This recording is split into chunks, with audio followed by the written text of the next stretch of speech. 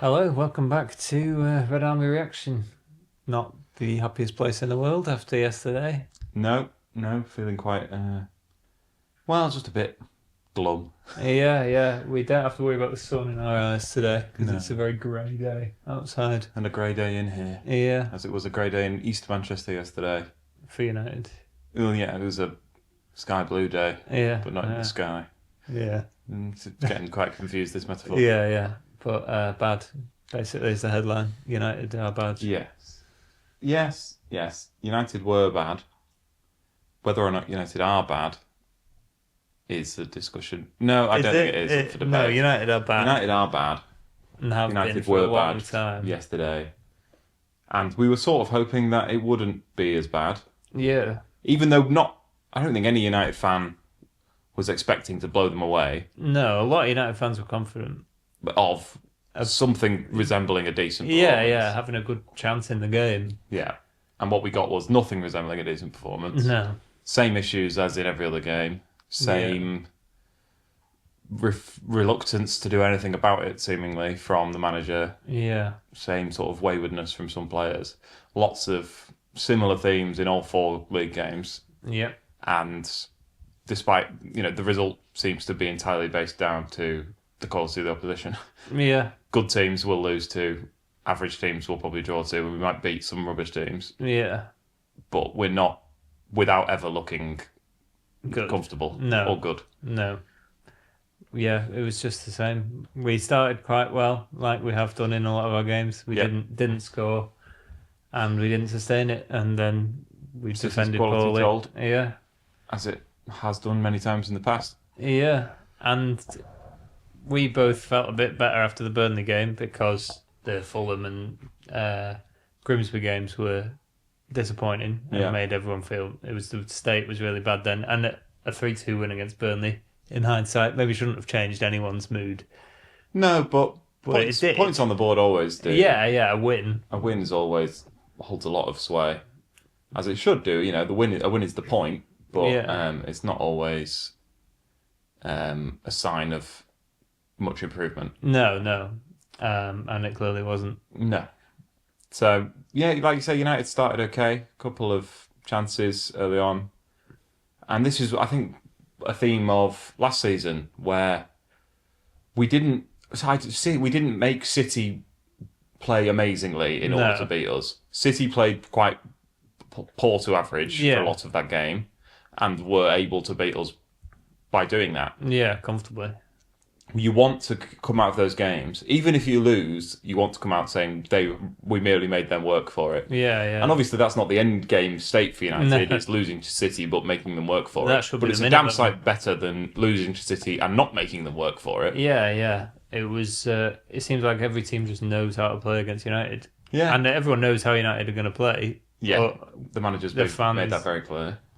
We know that going into a game. And the opposition managers, so many of them have mentioned it in press conferences and interviews that, we know United are going to do this. And it just, when you watch us, we just seem so easy to play against that City didn't have to do anything, really. And it doesn't really speak to the quality, people saying, it doesn't say that every opposition manager is better than Amorim because they all work out how to beat him. No. What it does say is Amorim has hamstrung himself so much by refusing to do anything about it that you don't need to be an amazing manager. You just need to watch 5 games. Yeah. And you can spot, all the fans can spot that they're getting overworked in midfield. The midfielders aren't doing the job of covering that amount of space because they're not technically, they're not brilliant. They weren't bought to play in that position, to play in that way. They are really struggling to do it. And, there's maybe a bit from them on that. We're not absolving the players here, but there is definitely something to be said for putting square pegs in round holes. Yeah. And Bruno Fernandes isn't a good defensive midfielder. No, you would never sign him as a defensive midfielder. He's never really done it in his career. He is one of the world's greatest number 10s. He is an advanced midfielder who can create chances and shoot and link up play really well. And he can't track back. He's not good at defending at all. He's very willing to do it, and I think that's why the manager likes him, because he doesn't shy away. He's high energy, and he's very committed to the team, and he's always willing to fight in there. But his instincts just aren't there because he's never done it. So much about that position is muscle memory and reading the game from there. And if you're used to watching the game from a completely different position, and it's not a criticism of Bruno to, Phil Foden couldn't play in that position. Eze at Arsenal and Odegaard couldn't play in that position. And they Kevin De never Bruyne be put there. couldn't play in that position. They wouldn't be asked to do that job because one, it's a waste of their talent, and two, it's resulting in goals coming from players wandering through the midfield. Yeah. The midfield just seems non-existent. And again, you can slightly not pin it all on the manager because we didn't sign a midfielder, which the manager would have wanted. But again, he has to show something that he can get the best out of these players. Yeah. So then you buy better players and the team gets better. But he's not getting the best out of anyone. No. And Roy Keane said after the game, he said he didn't expect United to beat City. United are an average team. Yeah. And they haven't got the calibre of players that City do, which I think can be true. And perhaps it's that all of this conversation shouldn't be happening after a loss to City. But I think it's prompted a discussion and a look at the first, 35 league games or something that the manager's had in total. And so you can sort of isolate the City game. They aren't an elite squad, but there are not very many excuses left for the manager into why they look like a relegation squad. Yeah. Because we said at this, and when we were looking at the transfer window, we said that the quality of the forwards and the wastefulness of the forwards may have been masking, other good factors in the squad. Yeah. He hasn't got that excuse anymore. No. There is very little left to hide behind. The squad isn't complete, but it's got enough about it to look a lot better than it does at the moment. Yeah. And weirdly, the forwards are still being slightly wasteful. We've not taken our chances well, even with a new attack. Yeah. But surely at that point, it can't be the players. When you sign new players and they're still having the same issues, then you have to look elsewhere. Yeah, and I do think averages will play out, and I think Mbeumo will probably be fine. Yeah, Even playing at the level he is, I think he will. That goal, the shot he had yesterday against Donnarumma could easily have gone in against a slightly worse keeper. He is obviously a very good player.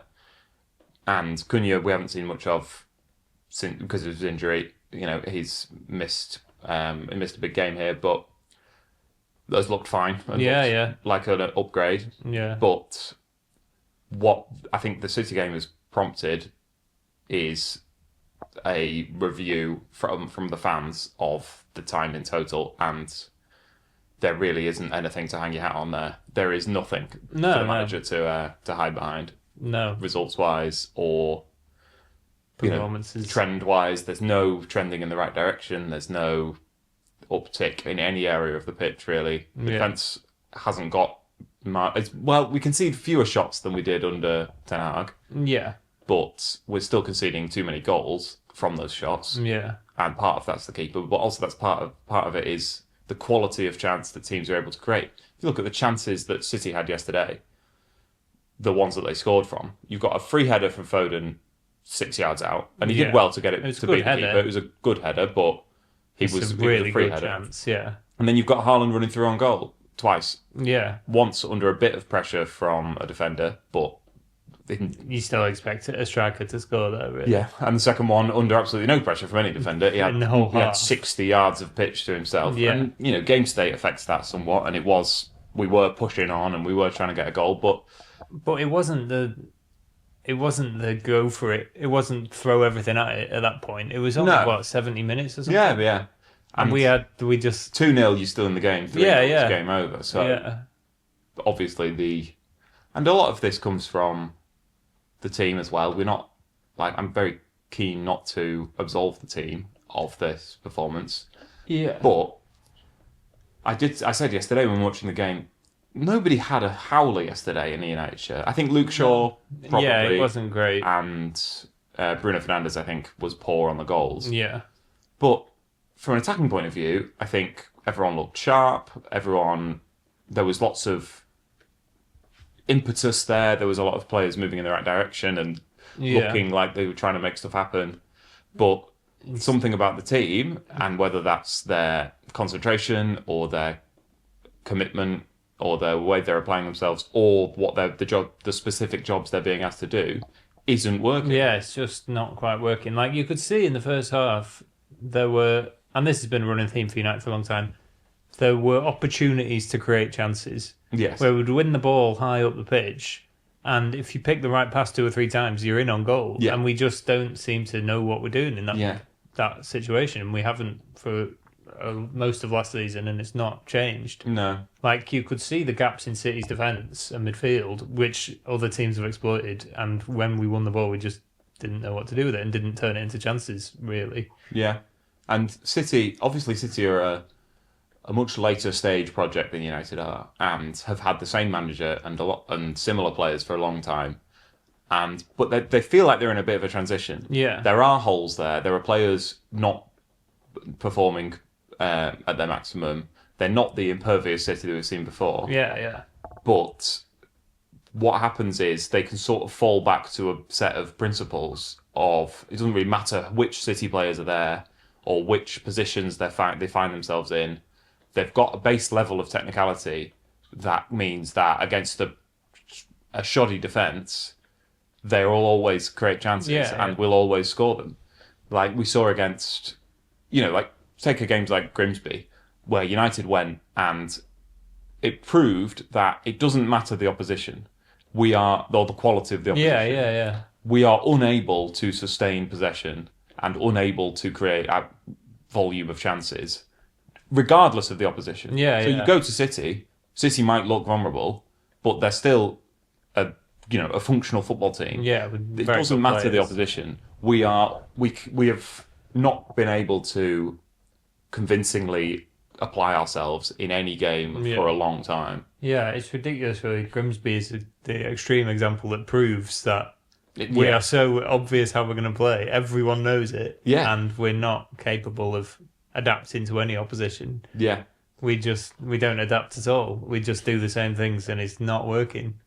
And the City goals proved, I think, that City will always. There's a minimum level of quality in that squad that a good team or a clever team can exploit, but a naive team that is rigid, City's players on the pitch are intelligent enough to work out a way to score. Yeah. And that was one thing about the City goals that really, is quite jarring for me as a United fan, is I don't remember us scoring goals as simple as that. No. Like, the goal, obviously the third goal is, defenders are high up the pitch, but we've seen Bundesliga goals from Šeško where he's got that amount of space and he can effectively take those chances. Yeah.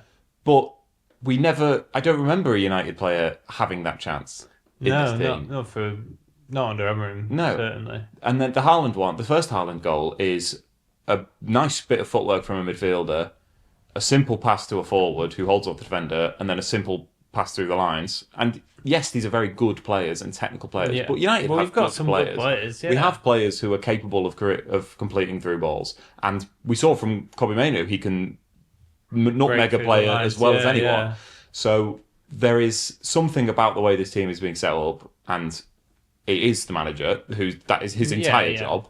Yeah, that is limiting these players and not allowing them to effectively get their skills that we know they have. We've seen this isn't a small sample size from Burmo and Cunha and Fernandes and Šeško and Kobe Mainu. They have played a lot of games. They all know, they're all technical players who know how to do stuff. Yeah, they are being set up to fail by this manager. Yeah, and it's again, we can't base this on a 3-0 loss to City. Lots of teams lose to City, but you can judge it on a very large sample size of games now, of lots of league games and lots of, the Europa League games were effective and they won a lot of them. Yeah. But again, without really looking particularly comfortable ever. Yeah. And the league games, we've never won 2 in a row. We've not won 2 games in the same month since January. Yeah. And we've won 5 games since Amram came in the league. Yeah. 3 of them were against relegated sides. 1 of them was against Burnley, last who week. have just been promoted. Yeah. So And another worrying trend is last season, the games where we looked more convincing were against the big sides. We Yeah. drew away at Anfield, could have won there. We won at the Etihad. won at the Yeah. Etihad, and we didn't even look. We looked probably slightly worse against Arsenal this season than we did last season. Yeah. Maybe about the same, but no better because we played quite well against Arsenal at home last season, and then City away we looked much worse. Yeah. And, City are in a better position than they were last year. But Yeah, if especially you at that time. if you ascribe last January's the win at the Etihad last year to City being poor, then you've got even less to hang your hat on as Amorim. You didn't even beat a good City team. Yeah. A half decent City team shows up and you look out of your depth again. Yeah. I think the big debate now for United is, unless you have anything else to say about that. Nothing awful- specifically about the game. No, it was yeah. The one thing I was going to say is not just the chances City scored; they could have easily scored 4 or 5. Yeah, they had Some of one the chances one, they didn't I take. can't believe they didn't score. Yeah, and we didn't really have any chances. There was the Mberma one, which was a really difficult chance Yeah, that he managed would to have do been really an well amazing with. goal if Yeah, he'd scored it. but there weren't really times where you think we should have scored. No. Whereas City scored 3 and should have scored at least one more. Yeah, So yeah, it was just a definitely. grey afternoon. but I think as United fans or as a hierarchy, what they have to decide is, do you as we watched the game yesterday, Tilly was saying that throwing it all away at this stage is pointless. They've done it all before. They've sacked the manager before. They've hired every different type of manager you can think of, and it doesn't make any difference. To which you can either see this as the first manager of a whole new system, a whole new environment, a whole new setup, Yeah, and they've got the first one wrong, and the next one might be the guy, and therefore it's fine to change. Or you see it as the latest in a long line of 15 years of of nothing working, yeah, and and therefore something much more fundamental has to be done. yeah, But my issue with that, so if you change every single member of staff at a club and a lot of the players, and it's exactly the same, how do you fix that? What do you do then? How do you fix that culture? You can't change CEOs every No. time you have to change. You can't. Like you change managers. No, that's not. Or you can't change owners every time something big goes wrong. Yeah. There has to be.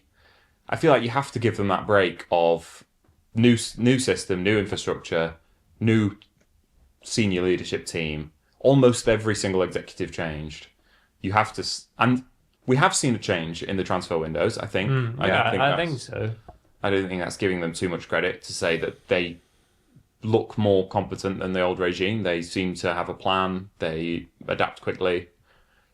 What I don't see is how that they can be as ruthless as they have been in other areas with the finances, with players, with Dan Ashworth, of cutting things off when they're but clearly it's not clearly working. not working. Yeah, How you can go through that and keep the manager with this form continuing. yeah, I think possibly, maybe don't change him immediately because, well, you don't have to change him immediately. I'm not demanding he goes sacked today, yeah.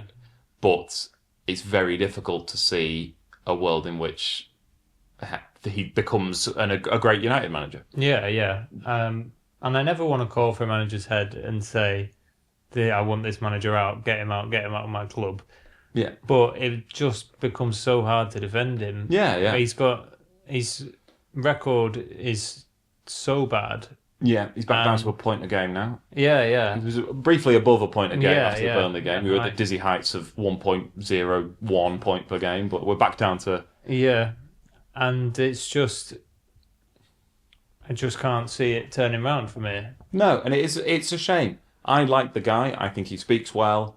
I think he's got a decent CV. He went into a very difficult job at Sporting. And did a great job. I think it's going to take someone like that to do something at United. I think it's going to take a bit of an don't know what a charismatic leader to drag Yeah. everyone through, and I really thought he could be that person. But my issue is, I could sit here and say the way for Amorim to fix this is to stop playing players out of position and play Mainu in midfield and get Fernandes closer to the goal and stop having centre backs coming into midfield. But he's made it abundantly clear he has no intention of doing Yeah. any of that. And this isn't just going to start working. What No. he's doing. If there had been 5 games, and you would say, okay, well, he's trying to get his message across. We have to give him time to get his message across. That's one thing. If it's been 5 games, if it's been 50 games and he's tried lots of different things and none of them have worked, that's another thing. Yeah.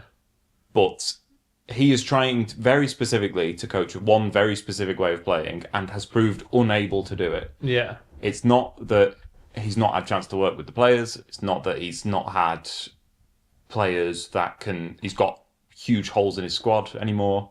He has set himself one task, which is instilling in these players this specific system. Yeah. And maybe it's a system that works, if it's a system that works in 50% of the games, and you say, well, they've got that way of playing, but it's not good enough to play the rest of the time. We need a backup. We need a different way of then playing. that's being too rigid. But to have a year of instilling a very specific method of playing that has never worked, No, it's yielded no results. It's yielded nothing. Then you say, what is the end game of this? Yeah. What are we hoping is going to happen? Either he becomes a completely different person, or football fundamentally changes and all the opposition stop putting 4 people in midfield as soon as they know Seal's coming on the fixture list. Yeah. Or the manager has to change. Yeah. They're the ways forward I can see, and only one of those is a realistic way forward. Yeah. And I hate getting to the point where I think the manager should be sacked. Because every manager whoever manages Man United, I want him to do well. Yeah. I want them to succeed. Yeah. And I think it was Liverpool at home last season for me with Ten Hag. Yeah. And it's not an enjoyable feeling to think, I think this manager is done. We're going nowhere fast. And I don't know what game it was. I don't think it was yesterday. I think it was probably Fulham or Grimsby, where you get to the point where you just think, I just can't see it working. Yeah. So it's probably the sooner the better. Yeah. There is, and obviously it's embarrassing for the hierarchy. It's embarrassing for the club to sack a manager after less than a year in charge. No one wants to be the team that do that. And he was their big appointment. He was their guy. When they came in. But, like we say, they've been ruthless in other areas. They are supposedly very data-driven and results-driven. But if they are planning on using their 2-year rule for the manager as well, then another year is a long time. Yeah. And a lot of these players, But so I read a tweet earlier there's a principle in business called the 90-day rule, where the first 90 days you just fix and just try and get as many quick wins as you can. Yeah. You don't have to make your big fundamental changes. You try and plug the gaps, stop the rot. Get people on side. See who is going to be part of the big rebuild. Yeah.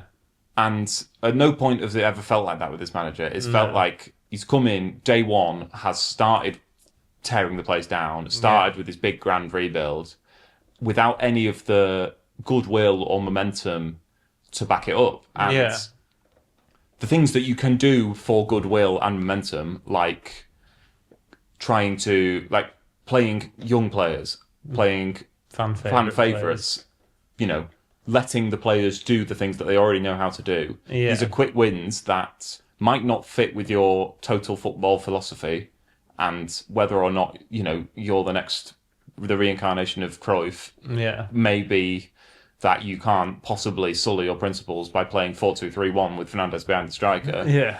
And playing Kobbie Mainoo, even though he can't cover as much space as you would like a central midfielder to play. But you might win some games. You might beat Burnley 3-0 at home, and the fans might be in a good mood. You might not. And then you can look at, in certain games, trying to instill these principles and trying to revamp and revolutionise the club. But without doing any of that first, you give yourself a real difficult job to do. Yeah, you've got no credit in the bank at all. No, and he never did. No. I don't think he'll be sacked today or this week. No, the club have publicly backed him again. They briefed the journalists again to say he's their long-term plan. And yeah, but it wouldn't be the first time that this regime have said, like in the summer they said we can't sign anyone until we sell players, and that clearly wasn't true. Yeah. And I can't remember all the specifics, but they've definitely said a couple of things that...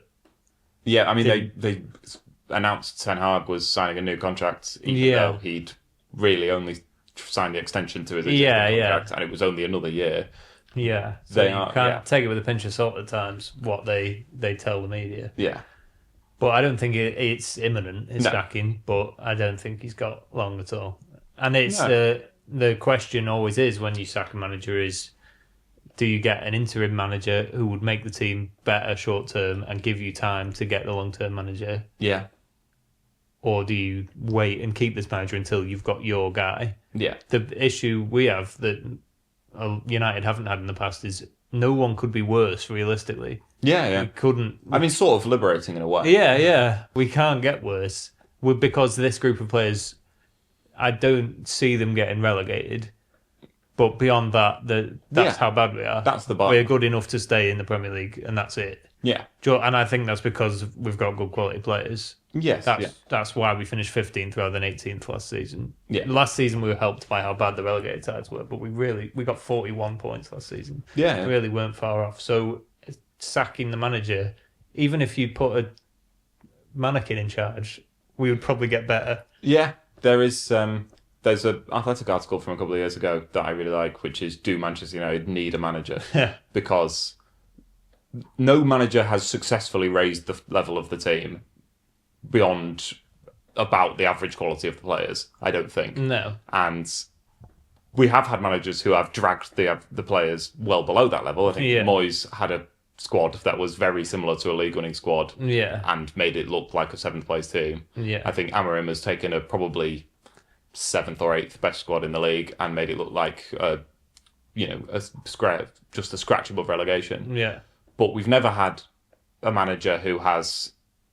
Perhaps Ole Gunnar did that to a degree until the point where the squad caught up to his level, and then we know what happened in his last season. But so we've never successfully had a manager who has improved the team, but who has been a value add for the team. But that doesn't mean you stick with the manager who is obviously a net negative. No, yeah. I think they would wait till the end of the season. I think they would not want to give someone else the excuse, or they've seen the damage it's done to Amorim. If Amorim had only managed 4 games, then obviously it's a much smaller sample size. But even if it had been these 4 games, he would have, it's sort of irrelevant because, where would we be in 36 games' time is what would matter. But I don't think they would want another manager who would spend all season losing and saying, wait till the summer, because it just looks bad. Yeah. And there is a certain manager available with some history of interimness who I don't think would say no about now. Because the thing is, it's a long time. If you don't want to sack the manager now because you don't want your new manager to have the same excuse as Amorim last season, it's a long time for an interim manager. It's basically a whole season. Yeah, it is. It's not. There's going to be a limited season in that we're only in we've only got 2 competitions left, but it is still a lot of games. It's still 40 games. Yeah.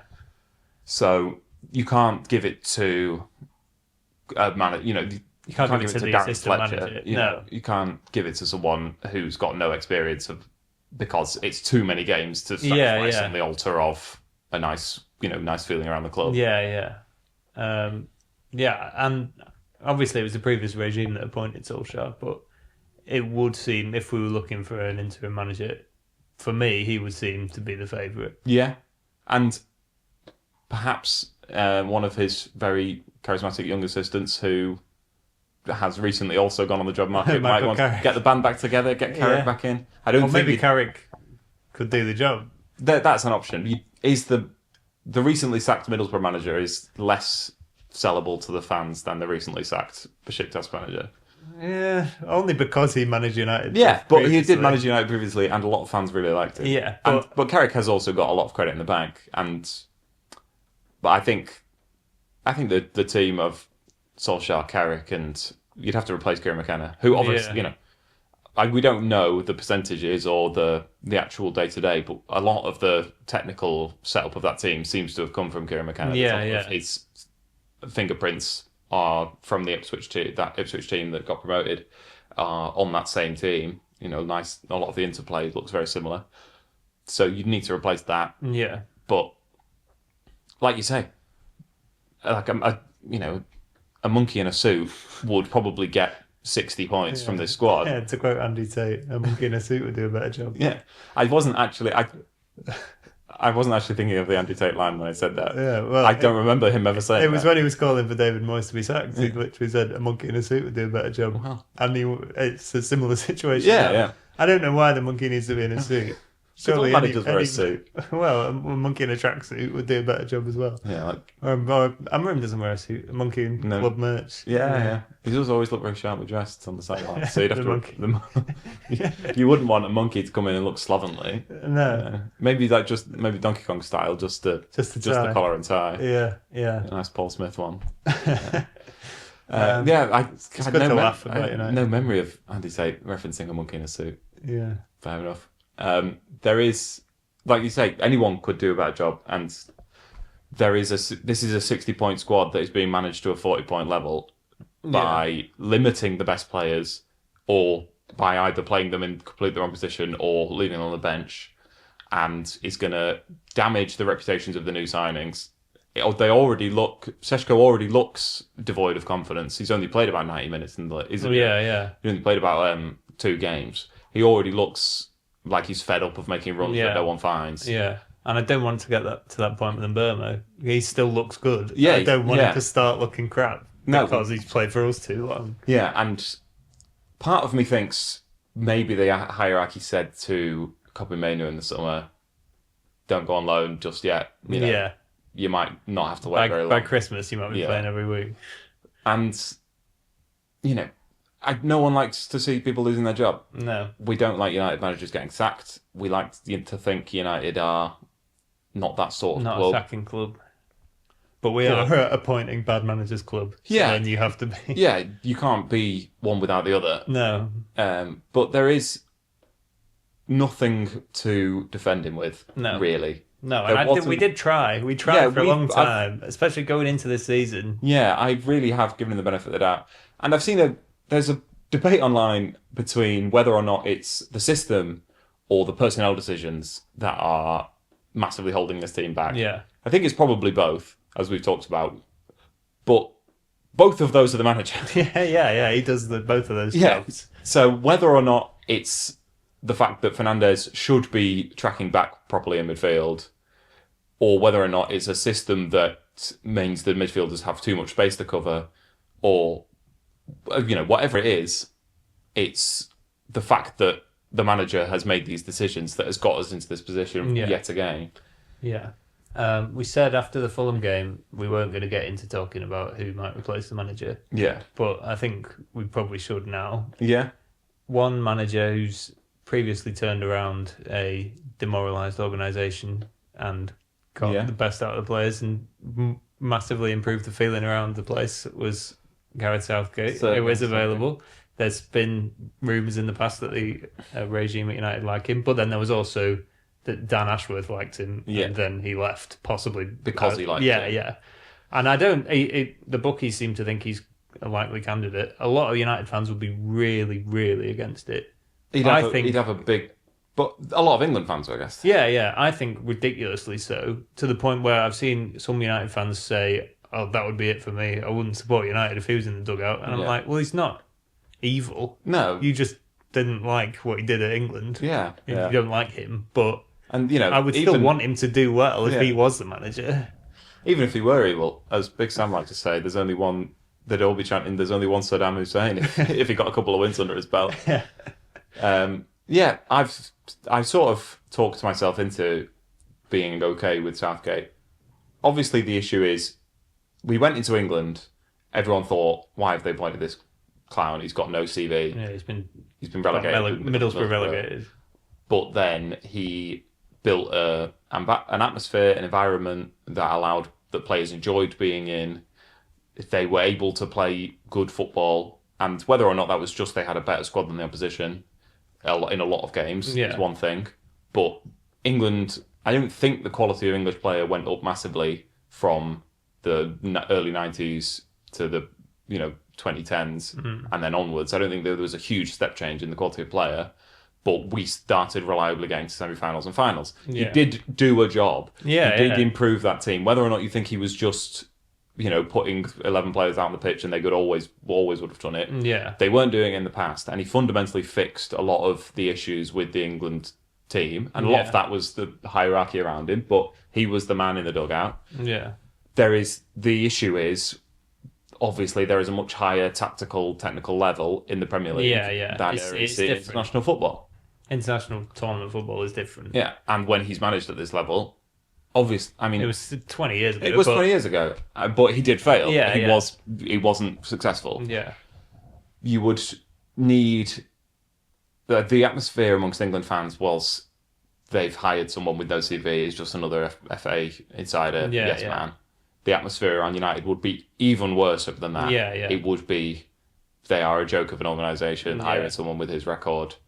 It would take an almighty act of God to turn them around from that point. Yeah. But he's very good at that sort of thing. Yeah. He is. It's a similar task to the one he took on with England. Yeah. That being said, I think the level probably is too high for him. Yeah, and I don't think he will or should be appointed. I just wanted to at least talk about it, It's definitely a valid suggestion. There is, there are lots of factors that will need to be. There are a lot of boxes that will need to be checked by the man who eventually turns United from being a joke into being a somewhat competent football club. Yeah. And he has a lot of those attributes. Yeah, he definitely does. Yeah. He doesn't necessarily have the attribute of, the capable of winning the Premier League. Yeah, the on-pitch performance. And a lot, people may laugh at that and say, you can't dismiss the fact that he's not a very good manager, a good tactical coach. But he has a lot of the skills that will be needed. Yeah. There is, I think, my main takeaway when I look at the field of managers is there isn't an outstanding candidate. Yeah. But Chelsea in 2004, Mourinho was obviously on the path to being one of the best managers in the world.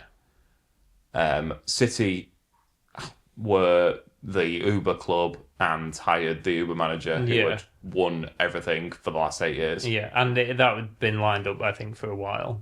Yeah, there was talk I read recently, up until about the October of that season, United still thought they had a chance of getting him. But then it became very clear that he was going to go to City. But yes, that was sort of a culmination of a lot of planning and a long-term project. And it was always, that just made so much sense, it was always going to work. Liverpool, when they got Jurgen Klopp, he'd won the Champions League with Borussia Dortmund. Yeah. He was clearly a very charismatic. He didn't win the Champions League. He's got a fact check there. He got to the Champions League final and won the Bundesliga. Sorry.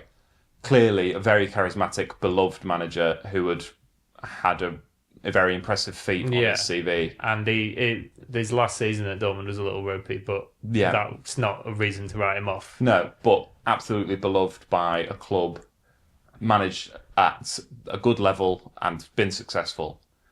I don't see that person out there. No.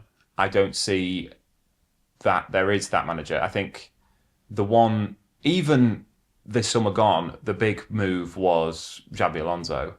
Even he had limits. He was not to that level. Still questions. He'd only managed one season. They underperformed, or they didn't underperform. They faltered in Europe. They were very, very good in the league, but they were the luck a lot of times.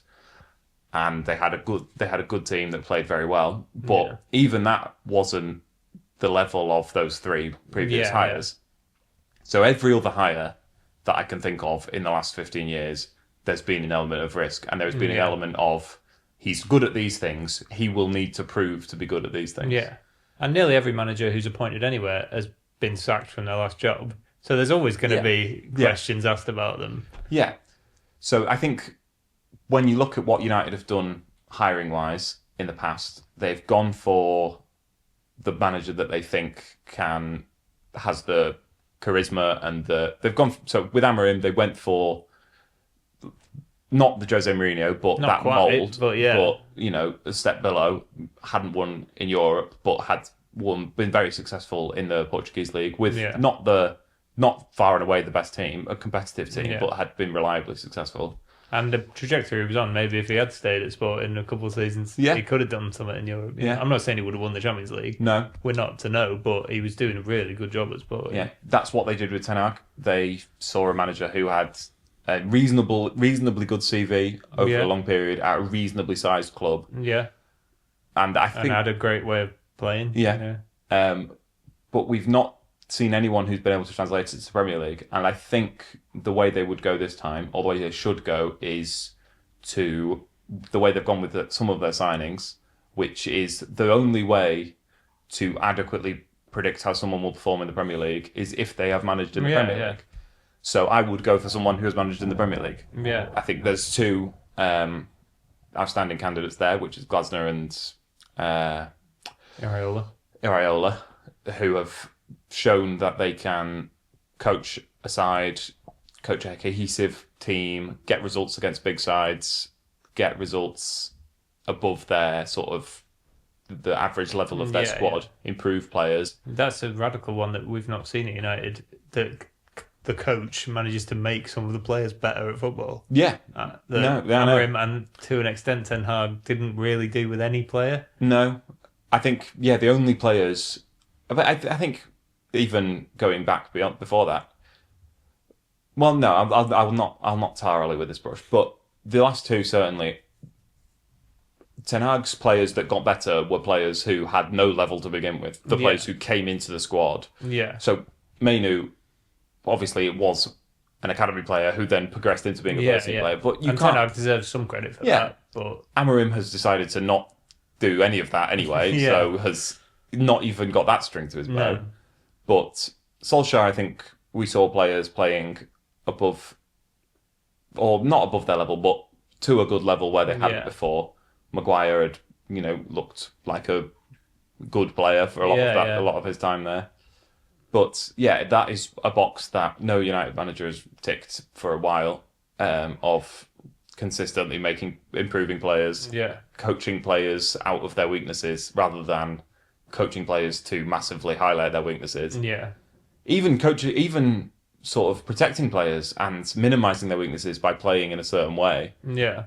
We've not seen any of that. We see you start Maguire and play with a really high line, or you start. You've got Bruno Fernandes and you play him really far away from the goal. Yeah, or you play Casemiro on his own in midfield. Yeah, it's sort of like punking these players where you find the one thing they're worst at and make it their primary job. Yeah.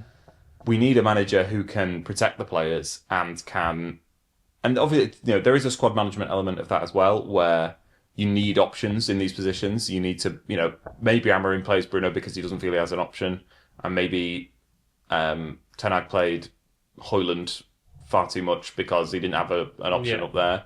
But the issue with Amorim is he isn't using his options. He isn't. If you have one player who plays in that position and they're not good, you could try and coach a different player into playing that position, or play a different way. You could easily play without. Could drop Šeško, play Gunyer and Mbeumo without a striker, or play Fernandes and Mbeumo play an there. extra midfielder. Play an extra midfielder. That sort of thing, that sort of joined up thinking, we haven't seen from the United coach for a while. Yeah. We need someone who can not only work with the best players and create, one of the criticisms levelled at Guardiola is he can only play the best football when he has the best squad.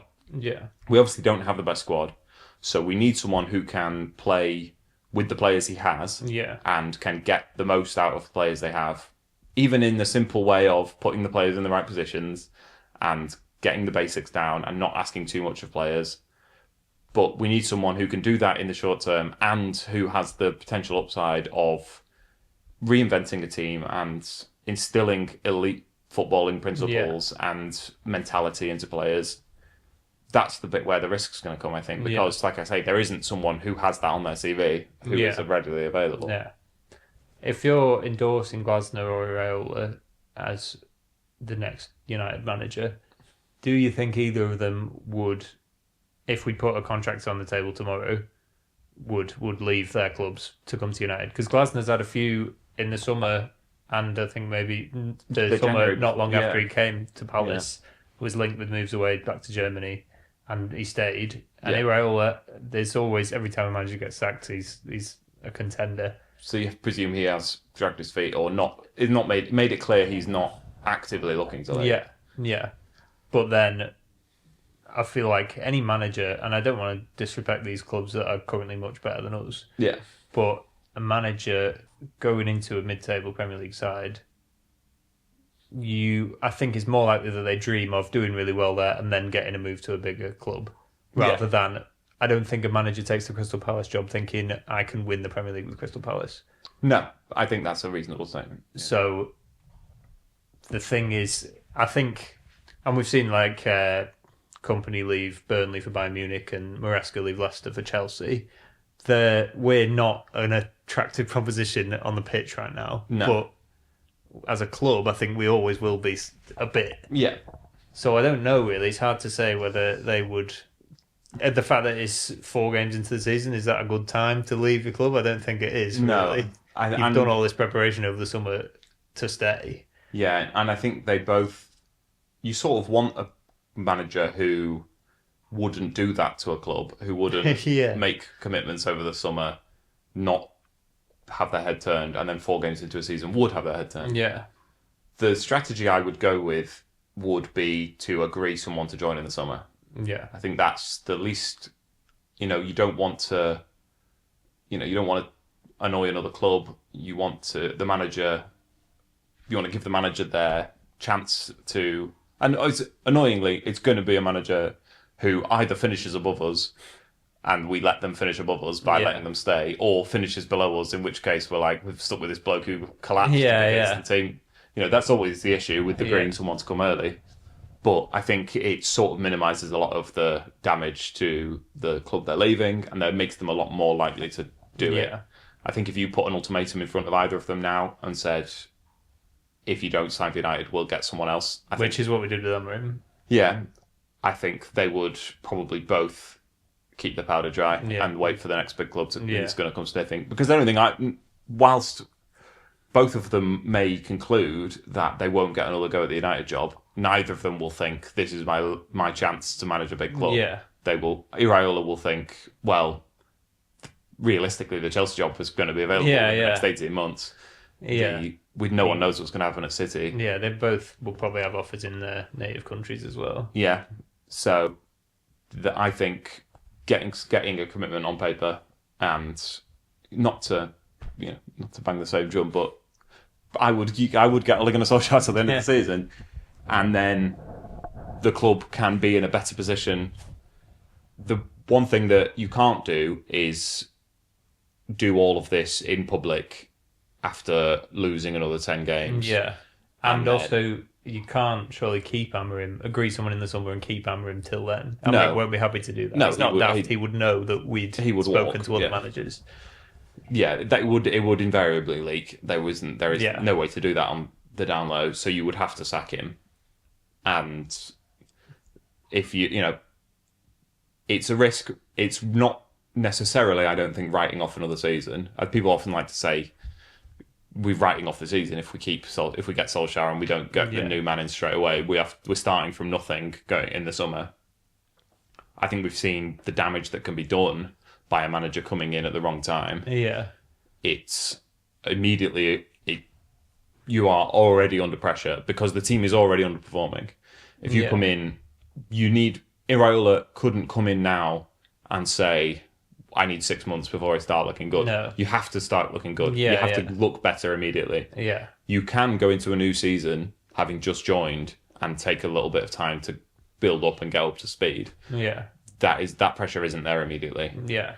And you talk about writing off the season, like, we're not going to win the league. No. I can't see us getting worse in the league under a new manager. No. Does a new manager make us less likely to win the FA Cup? Not really. No. An interim manager that's been done before. Could get, Di Matteo won the Champions League at Chelsea. So it's not to say, so what are we writing off, really? We're not. Yeah, definitely.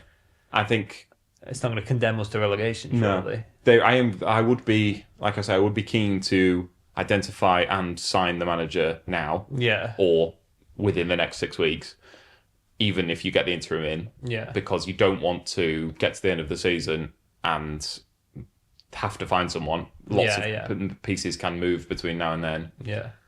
The risk being that the manager that agrees to leave a club is then their form decreases, they look, and then you look like you've appointed the wrong bloke. Yeah. But you can't just sign Solskjaer and then not say what you're going to do. Yeah. You can't leave it for months and months and months with who's going to be the manager next season. Is it going to be Solskjaer? Is it not? Yeah. You can't leave yourself till the end of the season to make that decision. No. It's too much. And when you know from September that you're going to need a new manager in the summer, to wait until the summer to get one would be suicide. Because, they may well sign for another club. They may well agree a big deal with a huge payout. There's lots of factors. Once you enter that, once everyone knows that you want to sign a manager, then clubs are going to start positioning. You can't leave it for too long. Yeah. We've talked about Solskjaer and Carrick as potential interims. Someone else who was endorsed by the aforementioned Andy Tate is also free, Ryan Giggs. Well, he's very, very free. He's abundantly free and has been for a long time. Well, he's free legally as well. I don't want to endorse Ryan Giggs at all. No. I want to say I hope the club don't do that. Yes. But it is. I think it's a possibility if we were after an interim manager. He's been United interim manager before. Yeah, I wouldn't have him particularly high on the list. No. I think they would. There's a lot of, as we said, there's a lot of ex-United managers who are available right now. Operates a 24-hour hotline to ex-players who become managers. Yes. They all say Fergie's on the end of the phone whenever I want it. So, and they all invariably get sacked quite frequently. So I think Fergie's trying to keep his own stock up. Giving these managers dreadful advice. Yeah. But I think Solskjaer, Carrick, Keane. No, we wouldn't give it to Roy Keane. No, I think you give it to Solskjaer.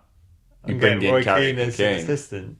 Oh, you want a cultural. You want a cultural. You want him to boot over whiteboards and tell players to get sent off. Yeah, as he was moaning about the derby, not a single player got booked. Yeah. I think that's an entirely valid criticism that should have been levelled at the players. Yeah, not because you should go out there being booked, but it shouldn't be possible to play with the intensity and the sort of aggression needed in a derby, especially a derby that you are losing for most of it. It shouldn't be possible for you all to be up to the level of physicality and commitment without one of you getting a yellow card. Yeah. It wasn't like we got away with any, without some of them that should have been. Was there a single heated incident? Was there a single bit of crunching tackle from United? No. And we're not passion merchants. We're not saying. And Roy Keane often does say things that I don't agree with. Yeah. He just talks about that, and the players just aren't giving enough. Yeah. When I don't think that's the only issue. Not all about running faster and tackling more, but as part of a team, someone who can, some of these jokers need. Yeah. Kick up the ass. Yeah. And I not literally, although I'm sure he would. He would be more than willing. Maybe not. And he's good mates with Solskjaer. So you've convinced me now. I wouldn't mind that at all till the end of the season. There are three of them till the end of the season. Maybe get, Park Ji-sung to do the fitness drills or something. But then you get into a little bit of the Carlsberg don't do United backroom staffs. But if they did. Yeah. I think we've spoken sort of with a resigned conclusion that Amram is definitely going to get sacked. There's every chance he doesn't get sacked. Yeah. And there's every chance that because they haven't shown great judgment with managers, clearly. No. They kept Ten Hag too long.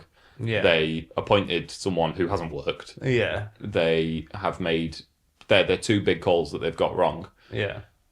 There is every chance that they get the next call wrong by either appointing the wrong person or keeping Amorim for way too long. Yeah. What I will say is there is very few managers who survive getting battered by Liverpool at Old Trafford. Are we playing at Old Trafford? Or No. is it at It's a good question. No, I think it's away. Oh, it is away, yeah, because we're not going. So maybe that'll be a stay of execution for him. Yeah. Solskjaer lasted about 2 weeks after getting battered by Liverpool at home. Yeah. Ten Hag, similar. Yeah. There is a precedent. Moyes also. Yeah. It was about a week later. It's a very difficult thing to come back from. Yeah. Losing to City doesn't seem to hold the same weight, mainly because, well, over the last few years, City have been very, very good. Liverpool are also now very, very good, so maybe it won't. Maybe you can write it off as everyone loses to Liverpool.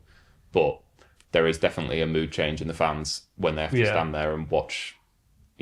I speak about it semi-regularly. One of the worst days of my life was the 5-0 to Liverpool at Old Trafford. Yeah. It was mortifying. It was atrocious. Yeah. They went 5-0 up after about 47 minutes. Yeah. And then it was just Pathetic, yeah. apathy for 40 minutes. Yeah. It was painful. And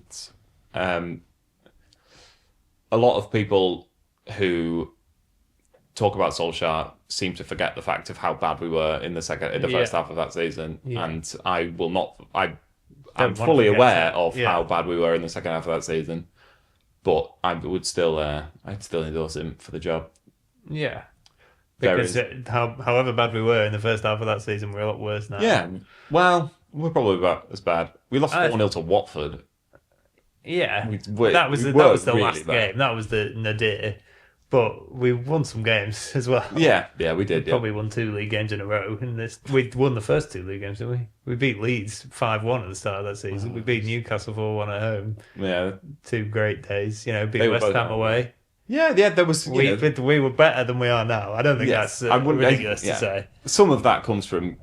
But these are the things. These are the basics. Some of it comes from we played Bruno Fernandes in the number 10. Yeah, and he's really good. There is a bare minimum amount of quality you can expect from playing Bruno Fernandes in the number 10. Yeah. He will create 25 chances a game. Yeah. And if you've got Cristiano Ronaldo, some of those are going to go in. Yeah. We don't have Cristiano Ronaldo anymore, but we do still have Bruno Fernandes. You might have forgotten we have Bruno Fernandes because you've not seen him do anything. Bizarre defensive midfielder who's rubbish, who is paid a fortune, who we turned down 100 million for, even though they're not a particularly good defensive midfielder. Yeah. No, he is still good, and we could get a lot more out of him. So there is every chance. And Solskjaer signed him, so there is every chance we go to Liverpool and get battered, and absolutely. He keeps his. Even then, he keeps his job. Yeah, I don't want to think about that possibility. I would say that the Liverpool game would probably be a step too far for him. The 100th and final nail in the coffin.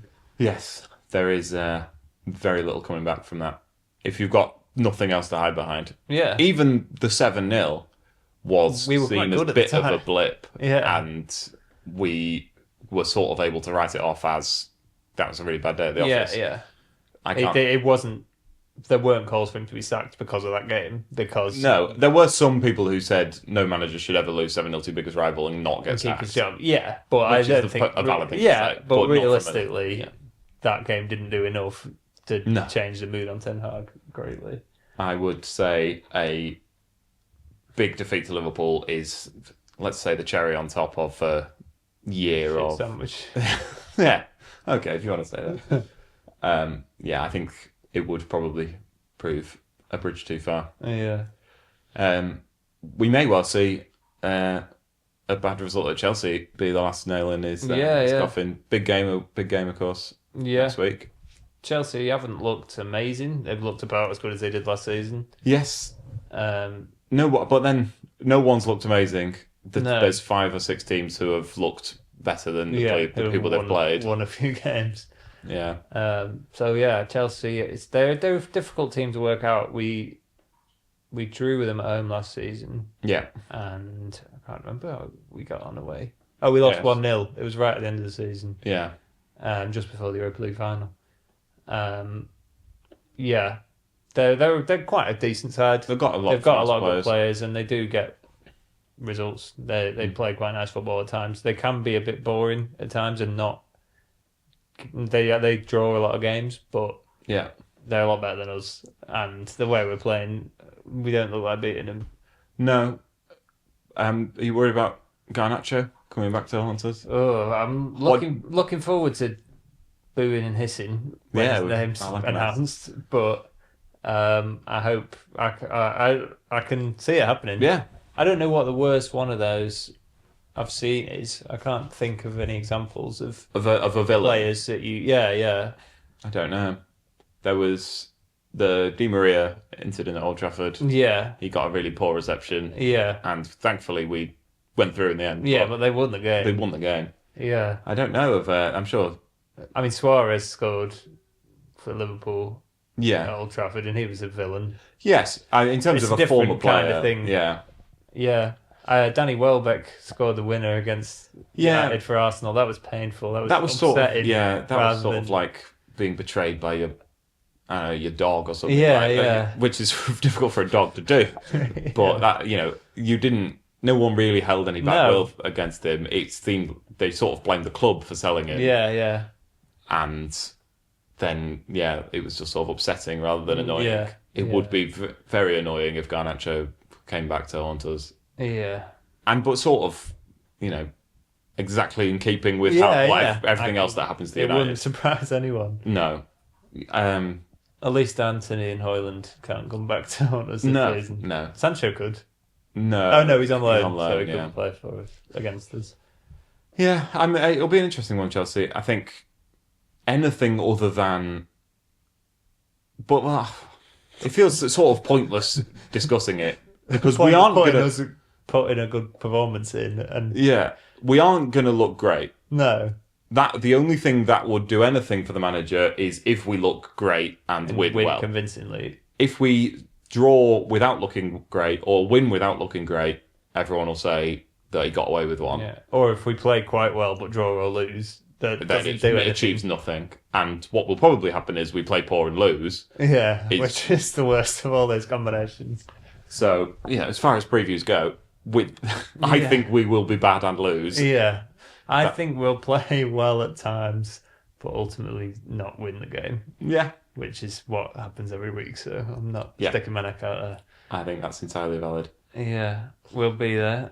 Yes, we're all I hope going. the weather's better than this. Yeah, that's what I do because I'm sitting in the bottom tier. Yeah, so I'm going to get the rained shallow on. end. Yeah, I'm in the Cheap seats. the library, as Andrew likes to call it. No, the cheap seats are... The cheap seats are a pack. These are expensive, these seats, but can't even open a packet of crisps. Someone's shushing you. Yeah. We'll see what happens. It's good view. Yeah, you will see what happens. I will, yeah. I Although, know that. last time I sat there was Ipswich at home, and Dorgu got sent off, and no one knew what happened. Cause we'd all thought he dived, and everyone was like... And I couldn't tell what happened from where I was, and then you look back and it was the worst tackle, the most blatant red card you've ever seen. I sat there once last season, which was the derby, which was one of the most forgettable games I've ever been to. Was that the 0-0? 0-0. Yeah, great. So hopefully we might get to see something. Yeah, and we both turned down a ticket there for perhaps the greatest game at Old Trafford, which was the 4-3 against Liverpool. Yeah. Because neither of us were free. Yeah. And so we've made sure... Was that the last great game at Old Trafford? Yeah. No, Leon. Oh, yeah. Leon was also great. But there was a lot of playing quite badly in the Leon game. Whereas... we were losing to Liverpool for a lot of the game. But it was a very close game. It wasn't. There wasn't as much ebb and flow. It was just sort of... You score, we score. You score, we score. Which sounds a bit like ebb and flow. But there wasn't huge periods of being bad. Whereas the Liverpool game there was. The Leon game there was. Yeah. But it'd be interesting. I'm looking forward to going. Yeah, I guess. Will it be interesting? Are you looking forward to going? I don't know. I just sort of say that by default. Yeah, all we can say for sure is we'll see what happens. Yeah. Yeah, it's an interesting one that of sort of you have to sort of remind yourself that it's a very privileged thing to be able to go to Old Trafford as often as we do, and we're very grateful that we get to do it. And a lot of United fans will never get to do it, but Yeah. also some of the time it is quite rubbish Not and enjoyable. miserable, and you don't have a nice day. Yeah, it was bizarre last season. West Ham, I think it was at the start of May. The Yeah. season was over apart from the Europa League, Yeah. and I went to the game just not really feeling any ounce of confidence that we were going to win the game. And West Ham were below us in the league at the time, and I still didn't Three think, teams that were. still didn't think we were going to win the game at all. Yeah. And then the game finished 1-0 or maybe 2-0 to West Ham, and I know. I was like, right, well, I knew that was going to happen. I'll go home now. This is, I like to be analytical and I like to be logical, but so much of my endorsement of Solskjaer and my sort of taciturn endorsement of acceptance of Gareth Southgate is, over the last 10 years, almost all of my best memories of watching football were because of those two managers. Yeah. Good memories under Ten Hag of winning the cup. Yeah, some good memories under Mourinho. Good, yeah, doing it again. But Some good memories of watching Louis van Gaal's press conferences. yeah, but in terms of the bit before a game, so much of that comes from, The feeling of around the club, and you don't get that when you get an unexpected win against a decent team. You get that high after the game. Yeah, but yeah. if you're going 50 or 30 times a season, so much of that experience is the mood around the club. And when you've not won 2 games in a row, Yeah. the mood around the club is in the toilet. And Yeah. you have to. Well, under Solskjaer, there was a real feeling of, I can't wait to go and Yeah. see what happens today. Yeah. And I think I can't wait to watch it in the living room with no fans in the ground. that is true. There wasn't a huge amount of getting to go, but there was a lot of, I love watching this team. Yeah, I can't wait to watch. I can't wait to watch them and next see week. What we do. And watching the highlights the next day and watching. I mean, there was a period where admittedly, I was working quite a boring job, and I used to sit in the corner where I'd watch the whole game again the next day. Not out of any form of analysis or just for something to do, because I had such a good time watching it. Yeah. And the same with Southgate. So many of the obviously, with tournament football, and he hasn't won. They didn't win a tournament. No. Solskjaer didn't win a trophy. So much of it is that big crescendo, and so much of the joy of football is that one night where that one night in Moscow in Harry's front room back room where so much of the joy is that one moment and the possibility that one moment can happen. But so much of your life as a football fan is every other game. Yeah. And you can't make it just about that one night where you're only happy after the game is finished. Yeah. You have to enjoy the rest of the time, because it's that's one night. The vast majority of the season. That one night is twice game the season. 50. If you're lucky, Yeah. you might not ever get there. So you have to be a manager and a club who can really cheer you up the rest of the time is so valuable to have. And this doesn't really work now. Palace have won the FA Cup. Yeah. But people used to say about Palace, they just finish 12th every season. They never win anything. It's so boring. I bet they wish they were back down in the Championship. But they loved supporting their club because they didn't know what they could achieve. Especially under Glasner before that FA Cup. It was really enjoyable week in, week out. And if it was only about winning trophies, so many clubs would never enjoy supporting their team. Yeah. It's about the week in, week out. Yeah, just you can't base it entirely on those one nights. You have to. And obviously, the goal of football is to win the trophy. But the goal of football is to win the match. That is the trophy is the meta prize at the end of it all. Yeah. Each individual match is worth. You have to be able to. You can't write off individual matches in favour of the trophy. No. Because that's what it's all about. Not to get too hokey cokey. Yeah. We'll see what happens. We say that a lot, but we've actually I think we've gone over our time limit slightly. We were going to look around the grounds. Liverpool won again without being very good. They'll probably do that 38 times. Yeah, Arsenal beat a not very good side comfortably, as they do a lot of times. Scored a tap-in. Yeah. Who else did exactly what they were expected to do? West Ham looked rubbish. Yeah, Villa didn't score. Yeah. That is awful, by the way. Was it 4 league games? No, it games was. without scoring. Yeah, they're the only team in the top 7 leagues. I mean, Yeah, seven. it never included That's the top 7 leagues of England. Yeah, yeah, That is a very long list of teams. yeah. And you might think, oh well, they got the League Cup. Maybe they'll be able to get a bit of confidence. They're playing Brentford away, who they've already not scored against in the league this season. So Yeah. they could well not score. They've not got a gimme there. Yeah. But Lindelof got a clean sheet on his debut. He did. He only played about 2 minutes. Has Sancho played yet? No, he didn't come on. Okay. Well, we'll keep an eye on that hate watch as we. Yeah, Voltemade announced his arrival. That, as we were saying in the first episode we did, Yeah. there's no greater feeling than your new number 9 scoring on his debut. Yeah, it's a radical idea. What Newcastle have done, which I think United should do, which is you sign a big, lanky striker who can head the ball And jump really high. Crucially, this is a step that a lot of clubs would fall at. You cross the ball in near his head. Yeah. We saw so many crosses yesterday against City that would go miles over Šeško's head, and then Dorgu would try and control it at the back post. It's like, the bloke in the middle is really good at heading. Yeah. He has quite a repertoire of headers that he's managed. And Jacob Ramsey saw something that no United player could, which is, if I put it vaguely near him, he can do a lot of the work and get there himself. Yeah. Very frustrating. Yeah. I said this yesterday, but I always find this surprising when Voltemade on the pitch looked so tall. Yeah. And then in his post-match interview, you could see the ceiling. And then I realised he's shorter than both of us. Yes. So I'm just like, God, we must look so tall. Yeah. If we ever did a post-match interview on Match of the Day, we'd... Never say never. Yeah, we'd probably have to do it in a different room. Yeah, they'd have to do it on the pitch, which sometimes they do, which would probably be fine. Well, that was brief, but... Was it?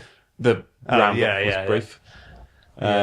We did also we failed to mention last week United's women's team's impressive start to the season. Yes. They've carried that on in the league with another rip-roaring performance. 4-0 first week, 5-1 second week. Yeah. It's nice that someone in a red players shirt representing United can actually string a few passes together. Falter in the Champions League qualifiers in Norway, but they'll bring them back to Lee Sports Village and do what they do best. Yeah. Another grim episode, I'm afraid. Yeah. And not even with the vague hint of positivity that we had after the Burnley game. Yeah, I said early on it'd be nice to do an episode of this after a win. We still haven't really done it because we recorded the Burnley episode a week later. Yeah. So... we had to talk about the Grimsby game in that episode as well. Yeah, and the City game. It'd be nice to do it on the Monday when we've won at the weekend. Yes. But it could be a long time before that happens. Yeah, we shall see. There is every chance that we don't get to do one of those for a while. Yeah, I do feel bad for the United Strand guy who's not cutting his hair until United win 5 games in a row. Did you see that tweet that said this would be absolutely hilarious if he'd said 2 league games in a row and he'd still gone a year without cutting his hair? Yeah.